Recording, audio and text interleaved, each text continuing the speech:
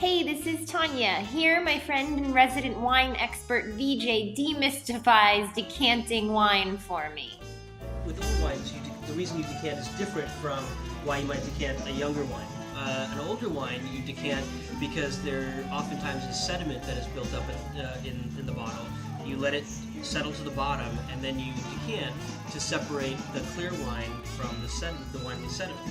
With a younger wine, you do it because it might be very tight or very young and needs some oxygen to sort of open up and sort of stretch out. With old wines, you'll definitely see the sediment in the bottom, so you'll know if it needs to decant. And there's also a debate. Some people don't believe in decanting even old wines, and they'll drink that sedimenty stuff at the bottom. I don't believe in that. I really think that you should let it settle to the bottom. Do they take a spoon out and then scoop it up? No, it's just really muddy wine. What you'll see is you'll notice the surface area of the wine. The wine kind of spreads out as it gets poured.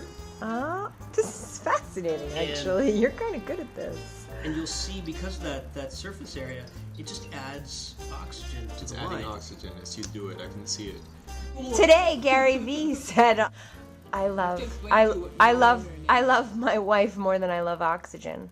But I'm going to remind him what oxygen does to wine. Yeah.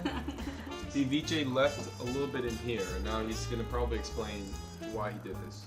Because there's a little bit of sediment. Thank you, Marcelo. Here, we could actually probably pour the rest of it, but oftentimes, because the sediment falls to the bottom, you leave the last inch or so because that's where the most sediment is, and you don't want it to cloud the rest of the wine. Remember that, as I was saying about the older I wines. do remember. Do you remember?